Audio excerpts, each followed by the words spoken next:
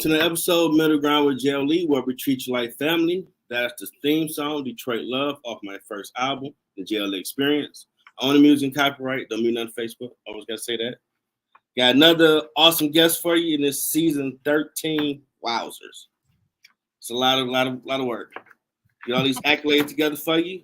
We have author, speaker, podcast host, certified elite Christian coach, CEO and founder of Consume Coaching LLC, Coach Francine Ivey. Welcome to the show.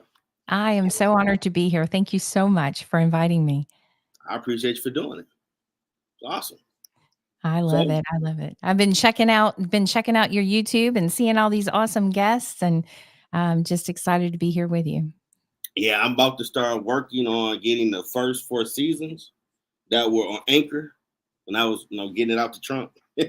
Those are my YouTube channels. A lot of great guests in the beginning too. Yes. So, first question: what led you to this path? Well, mine started off kind of hard. 7 years ago, I was 27 years into ministry. I'd married the love of my life. And I laugh now. I'm like a schoolgirl when I think about him. If I think about his blue eyes, butterflies just roll over in my tummy. But we were married for 27 years, and we had at that point started a church, and he had preached an incredible message that morning, and the kids and I and him were having lunch that afternoon, and he just looked at me. He said, "Oh my goodness, this is the day of the Iveys." And I was like, "What do you mean, Ivey being my last name?" And he said, "I couldn't be happier with where we are." He said, "I felt like it was an incredible message this morning. Peyton, my middle child, who was 16 at the time, led worship. Everything was great." And so he said, I couldn't be happier with where our family is. Little would I know, in about 4 or 5 hours, I would really need those words, because he had run to the store. I had walked into a meeting for our business that we were also running alongside the ministry. And when I came out, he wasn't home. And we normally have coffee on Sunday night and kind of talk about what was coming up. And he wasn't home yet. So I grabbed my keys and jumped in the car. He wasn't answering his cell phone. And when I rounded the corner is when I saw the fire trucks and the big truck, and a semi had run through a light too fast and taken him home to be with the Lord. My whole life was crumbling around me. I came home, told the kids, and my house filled with people. And I remember that afternoon, that evening, I just went into the bedroom, crumbled to the floor, didn't even make it to the bed. And I told God, I really am not happy. When you're a pastor's wife, you kind of lose everything. You lose ministry, you lose your pastor, you lose your husband, and you lose your identity. Because I was a pastor's wife for 27 years. That's who I was. Mm-hmm. And so, at that moment, I just told God, I can choose. I know I have a choice. I can go get in that bed, cover my head, and go, I've served you. I've done all the right things, and this isn't fair, which it wasn't. It wasn't fair. Life's not fair, right? And but I told him, I said, I can't do that. I've got to cling to you. And he said, and I told him, I said, if you can take these tears that are hitting this floor, and you can take this broken heart, and you can use it somehow, I'll give it to you. I'll give you my yes before you even tell me what you're asking me to do. I ended up 4 days after the funeral getting on a Facebook Live. It was the new thing going on. My husband was doing a Devo every morning. Figured when God woke me up, he said, I want you to get on the Devo. And I was like, he was the one with the 4 doctorates. He was the one who spoke. That's not what I do. And he said, no, I want you to get on that Devo. And so I turned on my husband's mic and I turned on my husband's camera, and I figured maybe 50 of my friends would watch. It was raw, real, ugly tears. Honest to goodness, the video is just as raw and real as it comes. It was in the middle of my pain. And 34,000 people watched it before that night.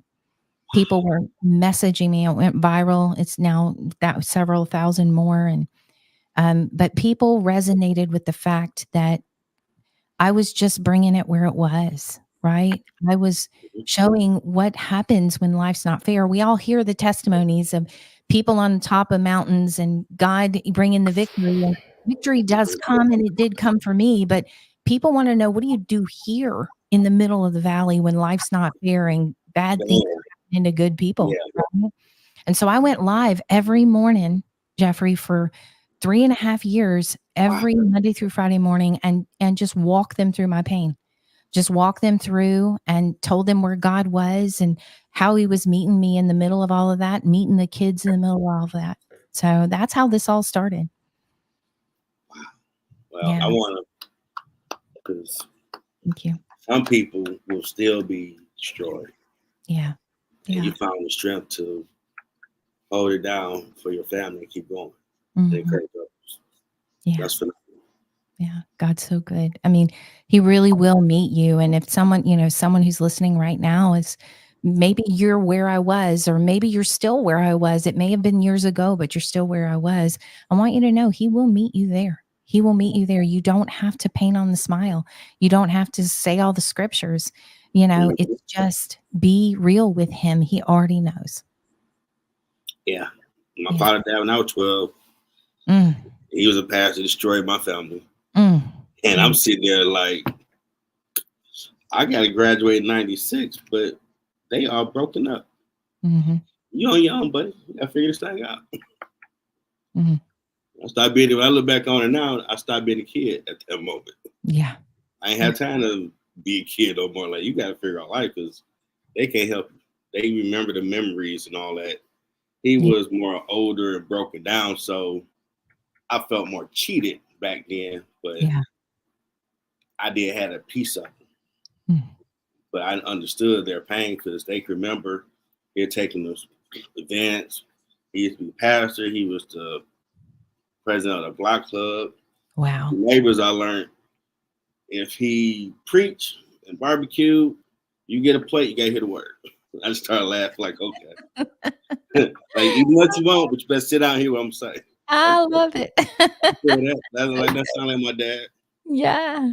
Then other people I know say, well, you look just like him. And you might like to hear it, but you act like him. Like, I'm my own person. Like, wow, you act just like him. That gotta be like a for real thing. If y'all look at me like, yeah, like we see how he grows up. Okay. Yes. I guess I'll be in the fishbowl for you people. Yep. Yep. And here you are using speaking too. So, yeah. And I forgot a friend of mine when he had got into the word. He started going to Word of Faith with me years ago. Yes. In 2002, I was in my apartment in Southfield, Michigan. And it's like, I can't remember if I was drinking or we just got through hanging out. And like around 11, 12 at night, man, God wanted me to say something to you. Like, I hear that phone ring. What's the Lord talking about, man? What you talking about? When you gonna submit? Start doing what your dad did. Like, here we go. Like, look, I tell you, go up the street, make it right. God, right there. I done my job. What else you want from me? You want blood too? I told him, God is over there in that corner. Go up. You got him. Good. Holler. I ain't gotta do all that stupid stuff. Like, nah, man. I'm telling you, if you do that, you're gonna be doing books. This is like, I only want to make music. I don't care about that. And I totally forgot that conversation. Wow. It wasn't until months ago I had a guest on, and it hit me like, he got me to do it. He did. I remember that we debated for like hours. Like, dude, God over there in the corner. I done my job telling them God in the corner. I don't gotta go say you can Leviticus and all. I ain't gotta do Psalms. I ain't gotta do all that. I want them problems. That's too much. Leave me alone. And he got me to do it. I'm like, a master manipulator, because you could have told me this is ministry. Well, just podcast. Ain't nothing like, you got 32 countries, all age demographics listening. Yep. That's ministry, Jeff. Like, that's ministry. I bet my dad right there too. Like, I told you he would. It'd take him a while to figure it out. If we get that tunnel vision, my boy be gone. He don't be thinking like he got you. He realized he got you. Yep. I love that. Yeah, so here I am. Yep. Ain't got no pastor in front of my name. I'm still trying to hold on. This is just a little bit like, not yet. No, not yet. But how was your experience as a pastor wife? It was good. I mean, there were tough things. Anytime we're usually there when the tragedy hits, right? Mhm. So those are tough things. And we were beside many places. It was actually kind of odd because I had been there with, people finding Mhm. out that they had had a loss, and now all of a sudden here I was facing that, right? And there were churches that were super fun and Mhm. growing, and then some that were harder because God was sending us in at a harder point in churches' lives. We traveled and did evangelism. We traveled overseas and did missionary work. Wow. My husband he was kind of the type, God, what do you have? And let's do that now. He really wasn't trying to get at a small church. Now I want a medium church. Now I want, he just really wasn't on that kind of trajectory. He Mhm. was like, God, what do you want me to do now? What would you? And it was like an adventure. I tell people all the time with God, if you give him the rails, then it's like a roller coaster and you're safe because you're locked in those rails. Just throw your hands up and enjoy the ride. So that's pretty Mhm. much what ministry was like for us. Do you mind me asking his name? Wade Ivy. Awesome. Hmm. He sounds like a great guy. He was and is. I still wear his ring. I'm still married to him. He just happens to live in heaven. So, That's old school. hmm You don't got that out here like that nowadays. yeah, yeah. Unfortunately. Well, I tell people I was loved in 27 years more than most people get in a lifetime. So I'm good. Yeah. I with you.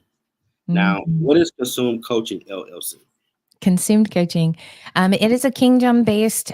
We have three pillars. It's faith based. We are personal, and we strive for excellence in everything, so that the world cannot ignore us, even though we're faith based, right? Mhm. So we serve kingdom entrepreneurs. We help them find their purpose, build their brands, scale, and do the things that they need to do so that they can bring bigger and better glory to God.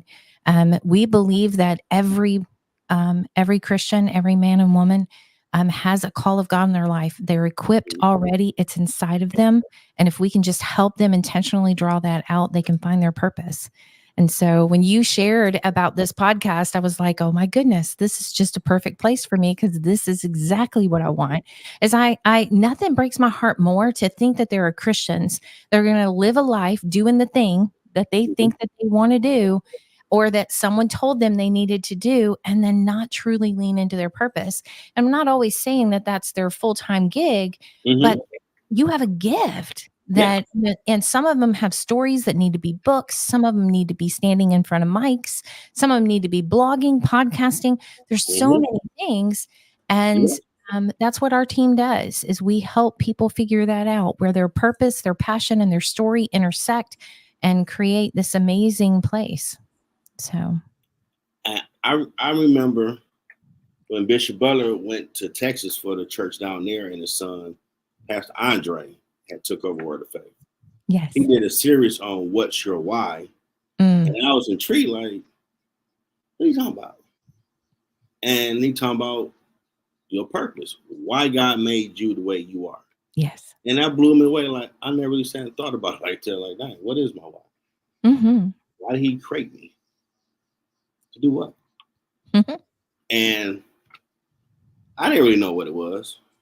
And the crazy thing, I look back on it now, in 2019, I was close to finishing my business degree at Wayne State, Mike Ellis School of Business. Wow. I'm like, man, I watch all these sports debate show, political show. I'm gonna do me a podcast. I got something to say. I'm gonna call it middle ground because after I seen yay and nay in the Bible, I ain't got no in the middle. So that's where I hear you out. And I just kept talking about the cover. Like, you probably be a good, you're female, you probably bring that perspective. Like, nah, I ain't doing that. You do it. Like, okay, whatever.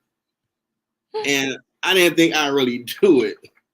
And now I start saying, well, we're gonna have this stupid party when I graduate. I've been doing it for almost 30 years.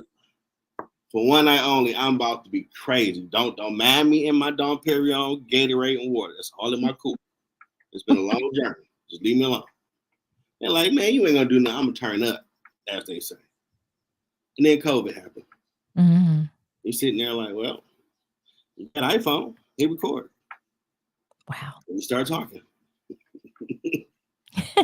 Yeah. I'll talk about current events and all that. I am truly blown away that interviewing never crossed my mind. Wow. Like, nah, I'm gonna talk about current event stuff, maybe get my friends, family on, talk a little trash. Purpose? Nah, I don't know. I ain't doing all that. That sounds too much like ministry. Get away from me. Get away. With a spray bottle. Back up. Jeffrey Like the cat's crying at your feet. Leave me alone. I won't do that. No. And then I got my degree in the mail. Wow. And I made like a 20-second video and I put it on LinkedIn. Now, I never heard of LinkedIn until we had a business class and we had to create a profile. And our teacher got mad at us because we sitting here like, what's a LinkedIn? You link something together? and we were saying all type of crazy stuff. She's like, it's the business Facebook. Like, why'd you say that? Like, okay, now let me go on my phone. Oh, now I see what you're talking about. Okay, it's pretty cool. Yes. Right. I got to make for a class project. Cool. Never used it. I put that video on there. I'm like, well, check, see what happened. I had almost 4,000 views. Wow. No way. Wow. And my first guest, shout out to my man Chris Mattoon, who got a book out. Great book about his life. He was like, man, you're a role model. You're bringing in the new Detroit Renaissance stuff you're doing. You stuck with it. You graduated. Like, role model. What guy talking about? Over there? Me? Nah, ain't nobody role model. So he sent me his book, like, well, want to interview you, talk about it. Try to help you out. You looked out for me. And I learned Detroit had authors. Like, I know there's an author scene. I just know music. And they started blowing me away. Let me tell you about this other guy, though, Major Shep L. He changed his life around, wrote a book. I'm like, all right, interview him. I thought I was done with it, Francine. Like, okay, this cool, yeah. Yep. Well, where's your book at, Jeff? Like, I go get with that echo. What y'all talking? You. Like, man, I wrote a book a long time ago, kept getting viruses. I'm good. Like, nope, need to write a book. Wrote a book about my journey to get my degree with a lot of quotes. Wow. And then God told me, you're going to write a few more books. Like, wow. I just want to just have a little fun with this. I ain't know about no interviewing. Then I started getting plugged in with more people. Then I came across Tisha Hammer. Shout out to her, phenomenal person. She told me your platform can help a lot of entrepreneurs and people out trying to get out here. I have a list of people. I thought she was being nice. I didn't know she really knew people in these streets. Wow. She gave at least 3 lists with over, maybe total 100 people. Wow. And before I found out about this calendar app, which is awesome, I was using pen and paper. So people call you at work. Boy, I got you. We can do it. Oh, snap. I got 5 shows to do today. Well, he gave me word. We move up. Oh, would you do it? Would you do it? Would you do it? Because I was doing Monday to Saturday. Just happy to be doing podcasts, not thinking too much none of it. Well, I looked up. I had at least a few weeks where I was overbooking. I might do a season in 2 weeks. Wow. Then I started getting some coaching, learning. Do a TV show. Stop thinking podcast. So what show you like? Cheers or whatever. What day they come on? Think like that. Like, okay, well, I guess the weekend makes sense. People at work. So then I moved it to Friday and Saturday. And then people started reaching out to me. That blew my little mind. I want to mess with me. Wow. Okay. And it branched to other shows and other stuff that got up there. Got my press credentials recently. Wow. You couldn't tell me none of that in 2019. Like, I ain't trying to do none of that. No. It just sounded like a nice idea. Saying that I'm really trying to do. We think we're running, but we're running right into his purpose, aren't we? Oh man, it's like he was doing one of these. Like, yeah, I know. You know, bad pastor, bad. The Bugs Bunny boo and hiss. Yeah, we know. Just come on. Yes. You over there? Like, man, how about that? Yeah, I love it. You will find it sometimes when you're not looking. That's right. And I'm sadly I'm a living example. Now, how has Consumed by the Call Ministries helped you on this journey? Yeah. Well, Consumed by the Call Ministries was actually the first thing that formed as I was going live. Mhm. There was a need with all of the people that was following us and wanting to give. And then also we were speaking, me and the kids were going and I was speaking Okay. and they were leading worship. And so that's where the 501c3 came into play. We started the ministry. That's what we pretty much knew at the time. And it just blew up on us. And I Wow. really thought that that's what I was going to be doing the rest of my life. And all of a sudden, out of the blue, we were seeing a counselor to kind of help us through grief. Although we had done really well spiritually, we knew I needed another set of eyes, making sure that we were all Mhm. healthy with the grief. Yeah. Well, that counselor told me to get my coaching degree and my coaching license Oh, and okay. certificate. And I was like, I don't even know what a coach is. Like, what does that mean? I said, other than My sports, people. right? I don't play I never football. heard of that. Like, yeah, I don't get sports. it, right? And Exactly. so so anyway, I went and did it because he said I really could use somebody that when they Mhm. get done with counseling to help them move forward, right? Because that's what coaches do. They help people move forward. We're taking the mountain, right? So I went and did it, and I remember sitting there going through the classes and just starting to weep because I thought if I had this skill set in ministry, I could have really helped some people, Good point. really help some people. It's such an incredible skill to be able to ask questions and not just tell someone what they need to do, but to ask the questions so that they can get revelation, right? In coaching, we call it that aha moment that they have, and Mhm. in church we call it revelation. It's like Yeah. the aha that goes off inside of you in the middle of that question. And there's really both psychological and physiological things that happens when someone asks you a question. And so I remember sitting there thinking, this is powerful. And so I started life coaching at that point while we were still doing ministry and traveling, using it also as I ministered with people. But about 3.5 years in, a company called me, a corporate company, wanted me to come and do business coaching, corporate sales and leadership, CEOs and Mm. C-suite leaders and Fortune 500 leaders, um, and I was like, "Do they have the wrong name? Like that doesn't make sense, right? Why would they Yeah. be calling me?" Now I had spent 12 years with an incredible sales team in the corporate world alongside ministry, but really I hadn't put two and two together. I went through like 4 or 5 interviews and lo and behold, they hired me. Like Nice. I've learned that you just keep walking through the doors that God keeps opening and trust him. And Yeah. it was just an odd I went kicking and screaming to tell you the truth, Jeffrey, because I was like, I don't know anything about a corporate world. I work Lived in church. experience. Right? This is what I do. And so it Yeah. was a very different world for me, but I first 3 months, I was literally coaching 10 different industries I'd never had any experience in, but was watching their incomes grow, their family life grow, their time management Mhm. was incredible because coaching works. Like, it just works.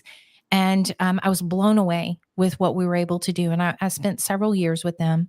And then all of a sudden, COVID hit. It was January. Our family was down, like we were just down. My oldest daughter was the only one, and I was having to be a part of a business event that was online, and I was Mhm. sick as a dog. And I remember God talking to me in the middle of one of the breaks and saying, Francine, what's your non negotiable? And I was like, it's you, God. And he says, okay, then trust me and start your own coaching company. I was like, what? Like, I don't know how to do this. I didn't know how to do most of what I've been doing. I really don't know how to do this. And he said, trust me. Well, by March, that was January. By March, I'm also in a women's Bible study with Priscilla Shires, Life Interrupted with Jonah, and God said, "That's it. I'm calling you. Start your own company." And so I stepped out in March of 2021 and started Consumed Coaching. We started with a team of 12 right away. Like, it just blew up on me, and God's been so faithful. We just celebrated our third year and working now on our fourth, and having an incredible year. Now, is there any difference from coaching a small business to the Fortune 500? I would say the coaching skill, no. I think that there is a different level of accountability, a different level of understanding that when Mhm. you're dealing with CEOs and CFOs, and when especially, I would say probably the hardest is your middle management, because they have to deal with the people that they're answering to and the people that they're having to lead, right? I would say they have the hardest job, but Yeah. yeah, I mean, I think that time management becomes stronger and stronger. Delegation, getting someone Okay. who's been in control of something for so long, now they've scaled to the point where it's ripping them apart and they've got to learn to let go. And so I would say time management and how to lead people and not just manage people. There's a lot of Mhm. skills when you reach up into those levels. Awesome. Yeah. Now, what led you to becoming an author?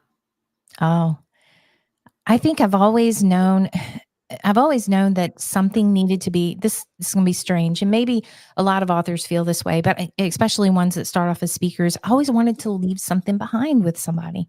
Like you tell your story, you get up there, you inspire people, you tell them, and they get inspired, and especially because we're in the faith realm, they may even come to the altar and make a decision, right? And Mhm. I but they don't get to go home with anything. And a book is something they can go home with and allow God to continue to speak. And so I always knew that I wanted to do a book, but when you're a speaker, writing is usually not your skill set. And I kept waiting on someone to say, "Hey, I'm going to be your ghostwriter. I'm just going to take your messages and turn them into books," right? Well, that Yeah. just never happened. God said, "Do your due diligence and write your book." So, and I'm in the middle of another one. This one's much more Okay. extensive than before. More it's how I built and how I got off the floor, and how they can too. It's the principles that got me off the floor and put me where I'm at today. And someone just asked me one day, "How'd you do that?" And I thought, I probably need to write that. So it's really taking success and turning it into a platform so that you can be significant and make greater impact. The book that seems to have really taken off. And really, I wrote this because I had clients that really wanted to know this, right? We're a faith based coaching company. There are Mhm. principles that I believe are in the Word of God that are much stronger than any business skill out there, because not only are they true, but Mhm. they're alive and breathing with promise behind them, right? Spirit filled.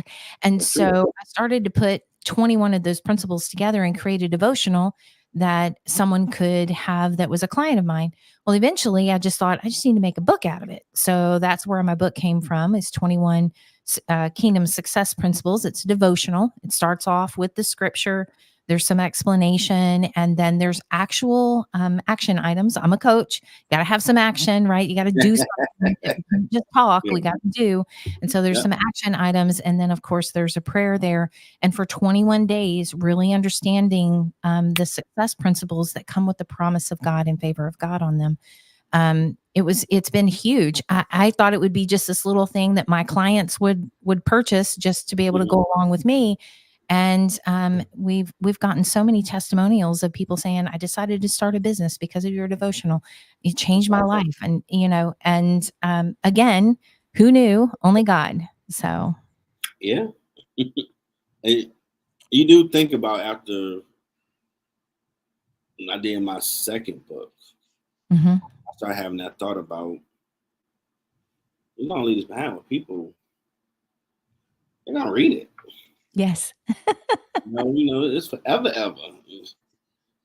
That's what it was an issue with my first book because I wrote it in less than a week, Wow. That's but amazing. I was never gonna publish Yeah. Yeah. it. 'Cause- and through going through my journey of knowing my dad wouldn't see me graduated, I attempted suicide my junior Mm. year and Oh, put that in the book and like clutching my pearls, like, God, yes. you gonna know that about me. I ain't never putting this book out. Never, ever, ever. It should have came out that July of 21. Wow. 20, yeah, 21. Like, no, I ain't doing it. But around mid-September, Saturday morning, the guy was a bully. And he was just straight. You need to get on that Amazon, KDP, like your two Yep. author friends said, and get this published. Yes. And you just kind of feel like, Yes. okay, Okay, okay, okay, okay. okay, okay. I would not do nothing until I hit published. Yes. And it was still like, God, people gonna read that and know that. Really? But at the time, I was talking to someone that in Europe on Instagram. And Mhm. I'm telling you, I wrote a voicemail, you get a chance to check it out. Not really catching the cues that he was on what I was on back then. Wow. And when he bought it and read it, he like, reading your book gave me a reason to keep going. Wow. I'm having them thoughts. And then all of the, just like a puzzle form, like this dude was throwing out hints that you weren't paying no attention to. Man. Now, just think you didn't write that book. Wow. That'd be on you. Mhm. If God pulled your book life up, I'm like, you supposed to help that dude, but your head was in the cloud, not paying attention. You didn't write that book because you don't worry how people think about you. Oh my God, try to kill yourself. And look at you. Not making fun of it, but you overthinking about who you are. Yeah. And Yeah. like, man, that really messed me up that I could have helped him. I didn't. So it made me start really, all right, this is about helping people. Ain't Yes. about telling me Yeah. to do something. As much as I really gonna want to say no, I'm gonna do it. Yes. It's gonna help somebody. I love it. You're the perfect example of what we do. We have this 4-phase process that we take all of our clients through. The first one's identity, and that has everything to do with purpose and all the things that come into purpose. But the second one is impact. And one of the sections is take the mic. And it is literally teaching that right now we live in a day and age where you don't have to wait for somebody to tell you we need to do a TV show about you, or you don't have to pay millions of dollars for an ad. You literally can publish and be in front of hundreds and thousands and millions of people in a matter of seconds. We can be, literally like we're doing right now, live. And, someone across the world could be listening. And so what God told me was, we're going to be held accountable for what we do, for being the generation that lives where there's mics all around us. And Right. we have stories, and we have, just like your story, radically changed somebody's life. And that's just the one you know about.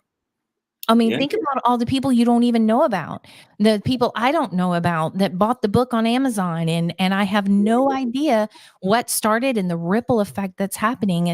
And it's one of the keynotes that I talk about is that ripple effect. What if we all just decided to start getting on some mics and just sharing our stories and sharing our purpose and doing what God called us to do? What could really happen? We keep crying out for the world to change, but the only person that we're in charge of is right here, right? Mhm. And That's right. let's start taking the mics. And of course, that's our second phase, which is impact.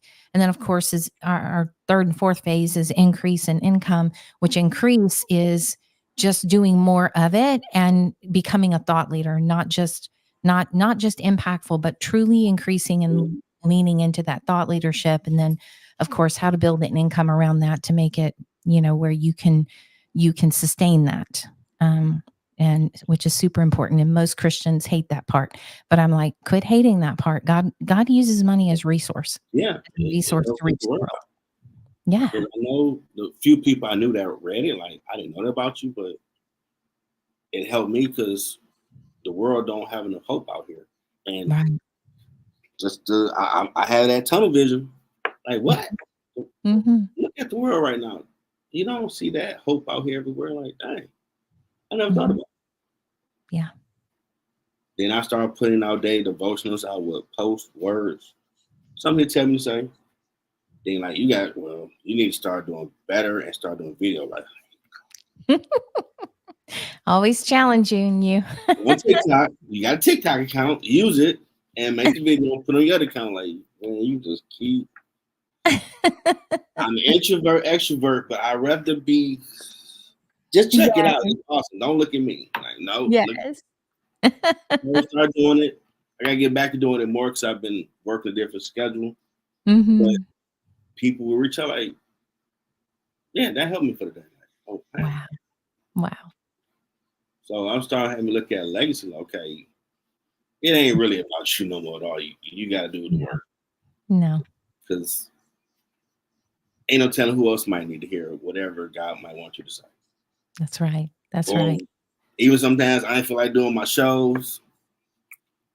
those be some of my most better interviews. When I'm Yes. tired, I just want to listen to some music, eat some Yes. ice cream cookies, just watch cartoons.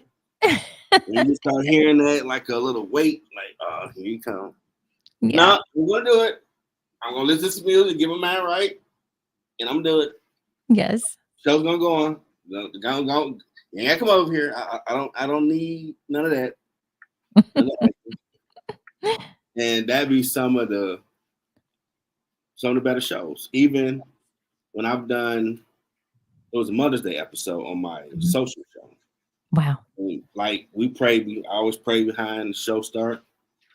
I'm like, I ain't trying to pray on camera. I ain't trying to beat nobody over the head with Jesus and all like that. But the guests, like, I got value on people. They don't have him on. They might need a prayer, Jeff. I've been hearing you say that like the last 10 minutes. I'm like, I gotta be transparent because that's my journey.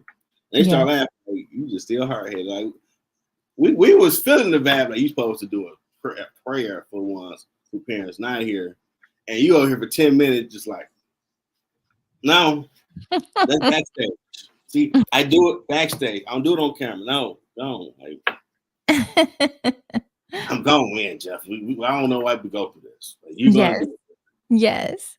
And my friend was just ragging me like, just submit all the way. Like it's just so hard of a word to say. Okay, I'm gonna just do it. No, I can't. I gotta fight this a little bit. Like we're gonna get it right at some point. We had a good laugh. Like, okay, I'm doing it. I know I'm difficult, but I did it. Yes. It was Brussels sprouts. It tasted okay. Yes. But I'm pretty sure a lot of people have a laugh at him. Like that boy, he is stubborn. Yes. But he does do it. He do it. Yes. Pressure. Very cool. I love it. Now, what made you do Calling Over Comfort podcast? Yeah. Well, again, I found that my clients could use a little bit of encouragement during the week, but our coaching calls usually are every 2 weeks for the most part. Okay. And I do little sound bites. I mean, they're really about anywhere from 10 to 14, 15 minutes tops. And it really just digs into encouragement or empowerment or challenge, or sometimes it's about something that I saw or heard that I feel like was not a good lesson. And so I go in and talk about it.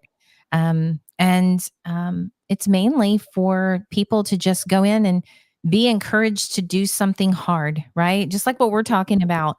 When you start giving God your yes, there are things that He will call you to do that you feel like you're not capable of doing. And a lot of my clients, the reason they've hired a coach is because they've hit a wall and they know that they're supposed to do these great things, but they don't know how to do those great things. And so, calling over comfort's all about that. I choose the call over my comfort zone. I choose action over when I really just don't want to do it, right? And so these are little sound bites that will either encourage you or kick you in the butt, right? And whatever it takes to get some action out of you and do what God called you to do. Yeah, I'll tell you, boy, they laugh at me all the time. Like he might be saying he don't realize when he just what he's working toward. It's that big room over there, but this dude just your son just don't want to do business, homie. I gotta keep waiting, putting that weight on him.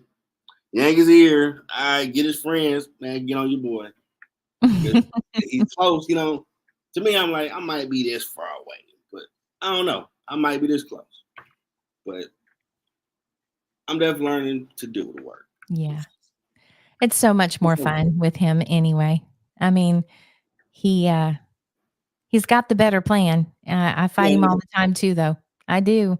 And but man, when I get out of his way and I just let him do something, I get to be a part of some incredible stuff. I really do. Yeah. I mean, this platform is perfect. I'll never be.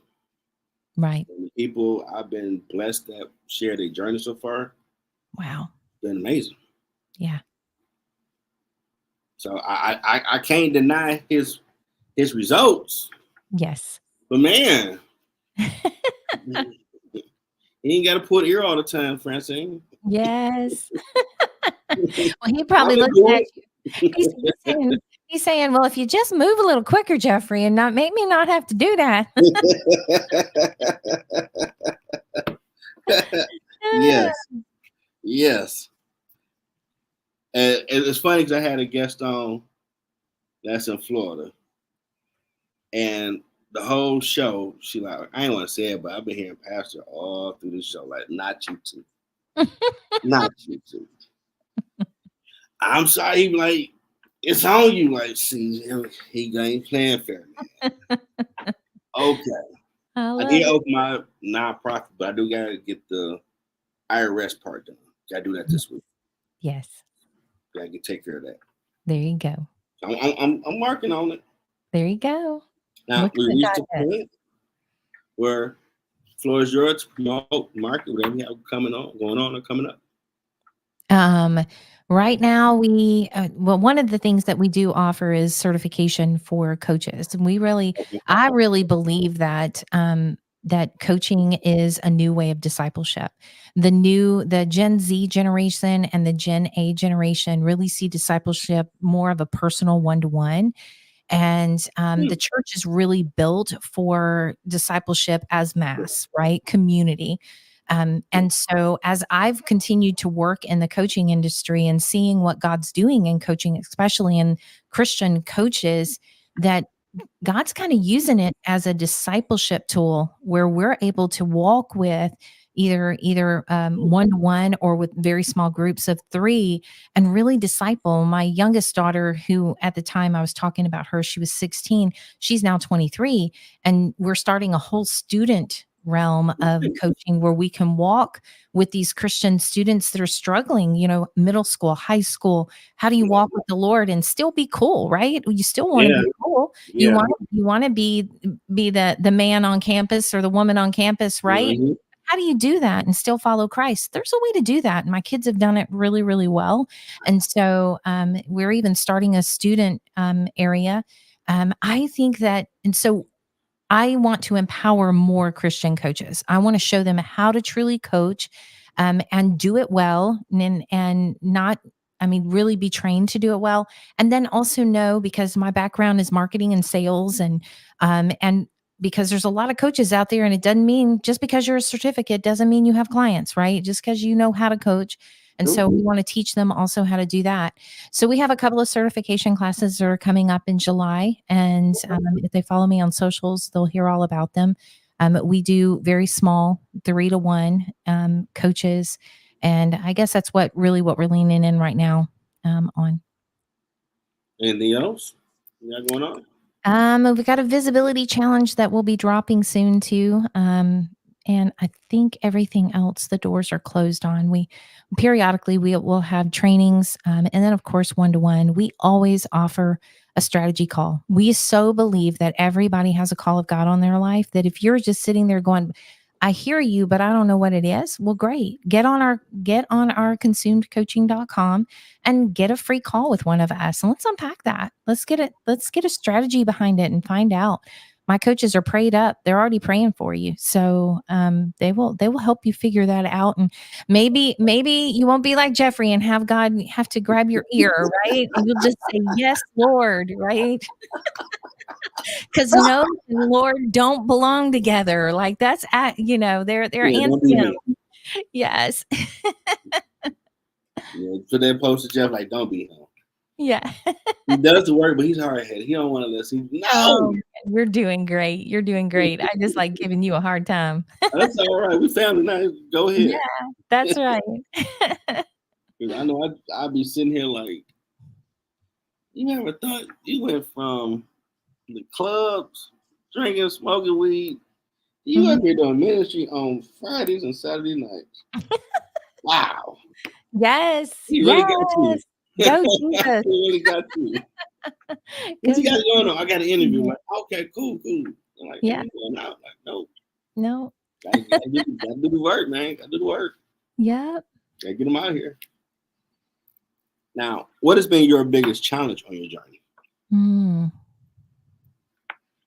biggest challenge. Hmm. I think throughout my whole journey is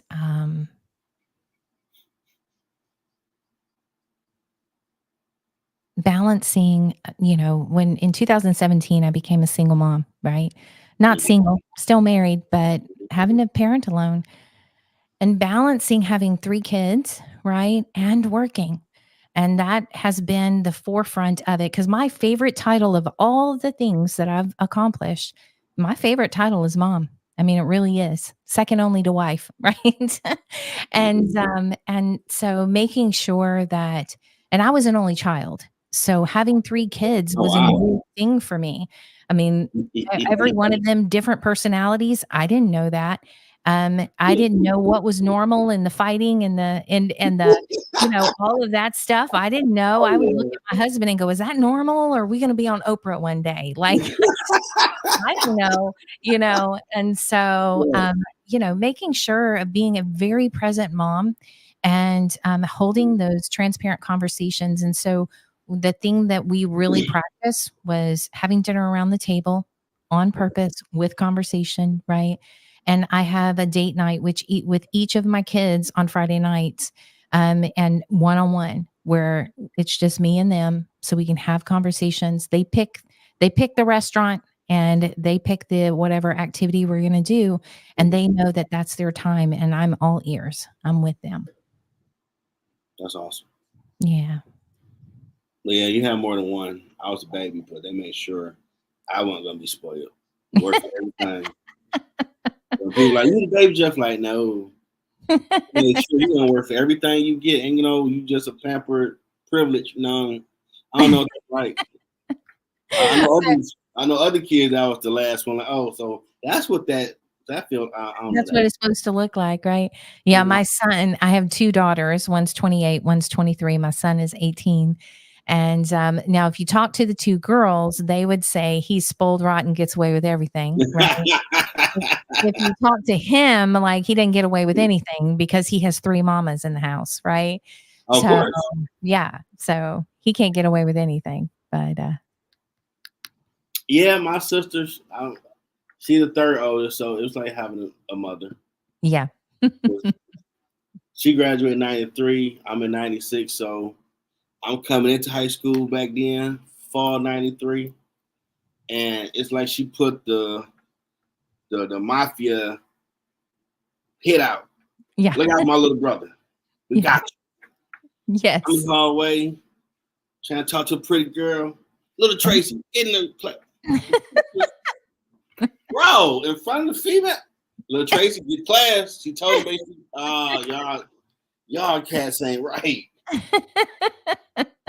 You just said, Jeff, get the class, not little Tracy. Like, that's how they Yes, feel. The girl looking like, your sister, yeah, she's a singer. He's her minions. yes. We gotta go to class now. And until like, we saw him, we told him to go to class, like, you got to cut little Tracy out. She got a kick out, like, no, this ain't funny. You just ruined all my little cool points from the cute girl. They said, little Tracy, Yes. bell run, go. Like, that's what Oh, family talk. no. That's how Oh, they do no. Mhm. it. Now, in your words, what has been your impact in the community? I think one of the things if I had a spiritual superpower, it is helping someone believe that yes, they can. Um, I actually laugh. I've had more hairdressers and nail techs and stuff that just because of the conversation, they began to share their dream with me, and I'm Mhm. so honored to do that. And there's Awesome. just something in what I do that helps people believe that they can. And next thing I know, I have to find another hairdresser because they're gone to do something else. So, but that's just Oh no. yeah, that's the perks of that, right? Yeah. But I love that. I actually am so blessed by God that He gave that to me to help people have faith that God will accomplish what He started in them. Yeah, and it's crazy. Even in my business classes, it was in the books we read. People Mhm. don't have a group around that's going to instantly say, "I want to make cartoons." What kind of cartoon? What type of characters? It's you want to do what? Yeah, You want right? to go that corny crap? What's wrong? You ain't gonna make. Yeah, I was joking. They don't have a group that's like, well, let's start writing down stuff. Let's start research. Yes. And I'm so Right. sad. Like, dang. Yeah. You have more people tell you what you can't do than people that tell you what you can. And that's really sad. And I think that's the reason why there are a lot of things that have not been created or done or inspired, because there are people stuck in cubicles doing stuff that they weren't created to do. And creatives are the worst, because creatives people don't understand. And it does seem strange, right? We are a different breed of people. We are. How we see the world. Yeah. And entrepreneurs actually are creatives and disruptors as well. That's the reason why I've been an entrepreneur since I was 19. I started my first business when I was 19. Like I'm an only child, so I didn't want a boss. So I've been my own boss most of my life. So my mama will tell you I don't like a boss. So that's awesome. So yeah, but we're creatives and entrepreneurs as well. And man, I want to inspire that. There are things still to be done and things still to be created, that it's time. And we're most like our Father God, because what was he? He was the creator.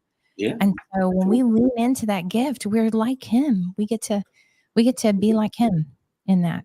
And people forget in the conversation I've been a part of, well, okay, I might want to do a podcast, but it's so many, like it's over 7 billion people on the planet.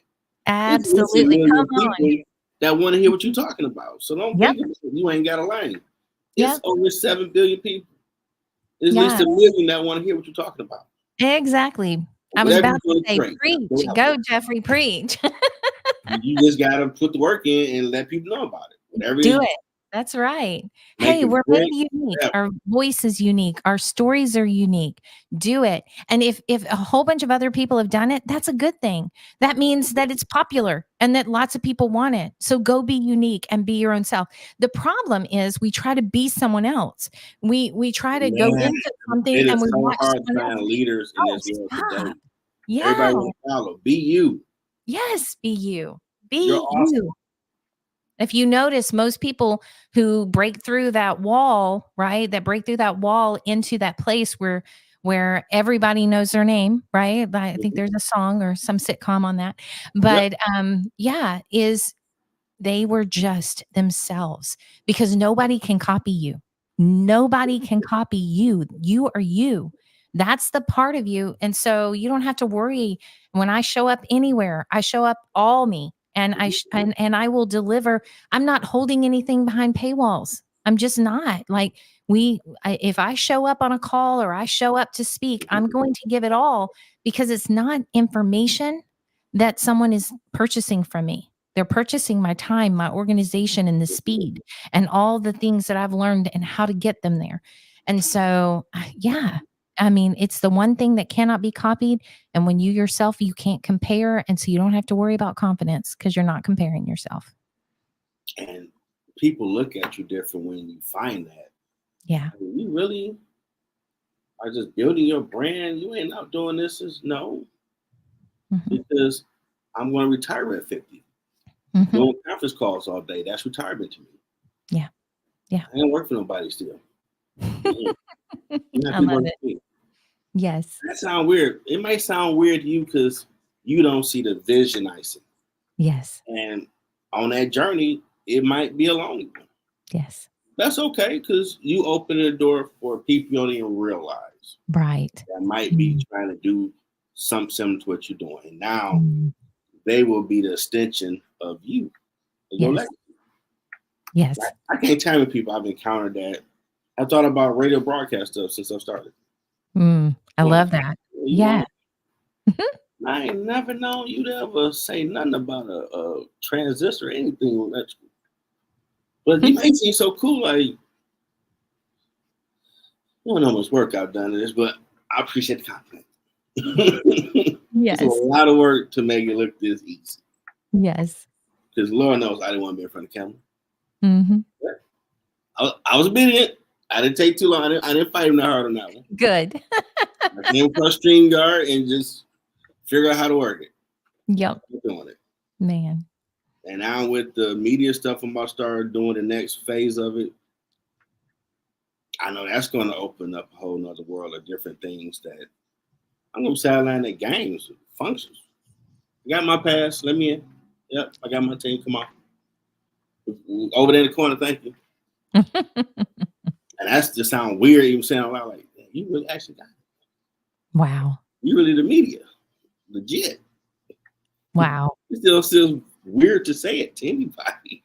Yes. Crazy. You could have told me that like that. You gonna have a media pass? You like, no. I ain't trying to be Brian Gumbo with nobody or watch kind of crazy. Yep. I'm good. But he know. Yep. God likes to open doors. Yep. Yeah. He likes to open those doors. The Yoda gang. What advice do you have for someone trying to find their purpose? Take action. I tell people I think more businesses are killed by procrastination of action than not having enough knowledge or not having it perfect. Do it messy. Do it afraid. Just do something. I mean, even in the conversation, the testimony of today that you've given over and over is you did it. You just did it. I mean, and I'm the same way. I just got up and turned on the mic. I just got up and said yes. That's it. And really, I don't want to tell on you, but I'm nothing special. I just gave God my yes, and I was willing to look silly if I had to. And I've been on an incredible journey with God. So just trust him and take some action. Whatever it is, you'll find it, but you're not going to find it if you don't start digging. Nope. And I've learned, the former guest, he started his own podcast from watching me just start doing it. Just start doing it. Yeah. Yeah. You don't learn wait on everything. Yeah, I didn't start doing this and have the mic. The mic came later, right? I don't get my mixing board and my mic and all the stuff. I just did it. And then these things started to come. I mean, Yeah. So I'm be all fancy with the logo in the back, all type of the little board with the claps and all that. I gotta have some funny stuff. So yeah, I make you laugh because I've had a few guests so far that you can tell they come on the show like this. Yes. And I'm like, oh Lord. Okay. Yes. How can I get to them? Can I get them comfortable? Yes. I don't care where you was at 2 a.m. You don't? No, that's not my business. Mm-hmm. What you got on your website and LinkedIn is what we're talking about. Yep. Oh, okay, cool. Damn, yeah, let's shoulders down.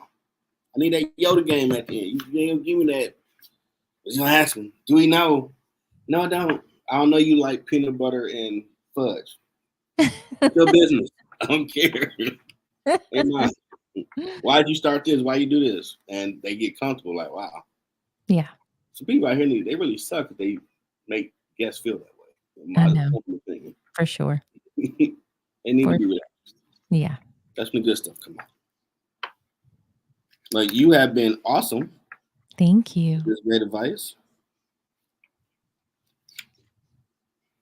Yeah. It's an awesome show. Yeah, same. I enjoyed it so much. And I'm so glad to be a part of the family, Jeffrey. I'm telling you. I can't wait to continue to watch and be a part. And for those of you who are going through something right now, God will bring beauty from ashes. And that's what my story is all about, is that he has got a purpose for everything. Everything is Father filtered. So just know that this girl over here in Texas is praying for you, and you just take some action and trust him. I promise you, he'll be there for you. I gotta come down that way, see what Texas look like. Absolutely. Come on. I'll take you to a rodeo and get you some barbecue. So there we go. There we go. Now, that sounds like a plan. Well, I want to thank author, speaker, podcast host, certified lead Christian coach, CEO and founder, Consume Coach LLC, Coach Francine Ivey, being awesome, sharing her story. Share and like this episode. Subscribe to a YouTube channel, Middle Ground JLE. Check out everything she got going on once I finish the show up. If you probably noticed the guest from Friday, I put the caption of it up, put all your information, booking, all the good stuff, because we try to be first class so they know how to get in contact with you. Thank you. Thank you. Hope your team have a amazing weekend. You too. And you always welcome back. Anybody can help promote or help you, just let me know. Thank you. Thank you. See you next time. See you next time. 313 Detroit's love, the Motor City. Detroit's love, can't nothing stop me. Detroit's love, I love my city. Detroit's love, that 313. Detroit raised me. Detroit's in me. Can't nothing stop me.